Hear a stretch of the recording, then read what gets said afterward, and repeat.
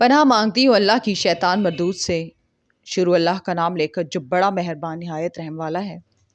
اے ایمان والو، اپنے معاہدوں کو پورا کرو۔ تمہارے لیے چرنے والے مویشی حلال کر دیے گئے ہیں بجز ان کے جو تمہیں پڑھ کر سنائے جاتے ہیں، مگر حالت احرام میں شکار کو حلال نہ جاننا۔ اللہ جیسا چاہتا ہے حکم دیتا ہے۔ مومنو، اللہ کے نام کی چیزوں کی بے حرمتی نہ کرنا، اور نہ ادب کے مہینے کی، اور نہ قربانی کے جانوروں کی، اور نہ ان جانوروں کی جو اللہ کی نظر کر دیے گئے ہوں کہ جن کے گلوں میں پٹے پڑے ہوں، اور نہ ان لوگوں کی جو حرمت والے گھر یعنی بیت اللہ کو جا رہے ہوں اپنے پروردگار کے فضل اور اس کی خوشنودی کے طلبگار بنے ہوئے۔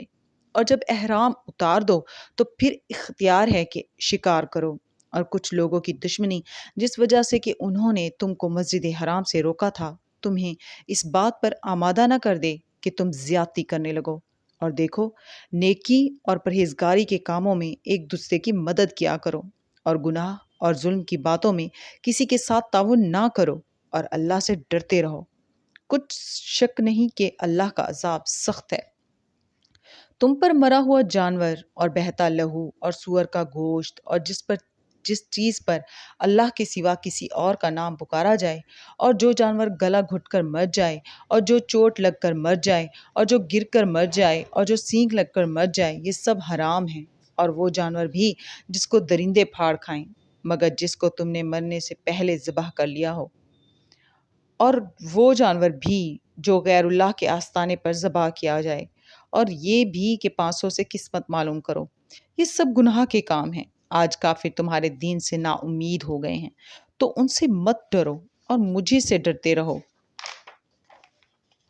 آج میں نے تمہارے لیے تمہارا دین کامل کر دیا ہے، اور اپنی نعمتیں تم پر پوری کر دیں، اور تمہارے لیے اسلام کو بطور دین پسند کر لیا۔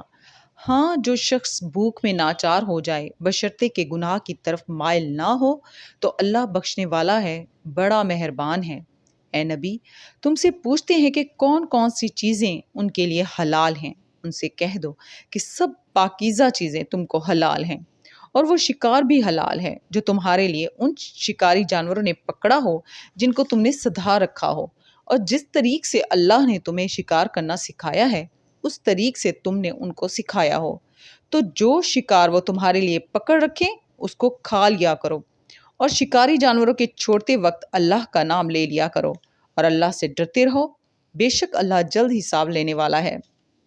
آج تمہارے لیے سب پاکیزہ چیزیں حلال کر دی گئی ہیں، اور اہل کتاب کا کھانا بھی تم کو حلال ہے، اور تمہارا کھانا ان کو حلال ہے، اور پاک دامن مومن عورتیں اور پاک دامن اہل کتاب عورتیں بھی حلال ہیں، جب کہ ان کا مہر انہیں دے دو، اور نکاح سے عفت قائم رکھنی مقصود ہو، نہ کہ کھلی بدکاری کرنی اور نہ چھپی دوستی کرنی۔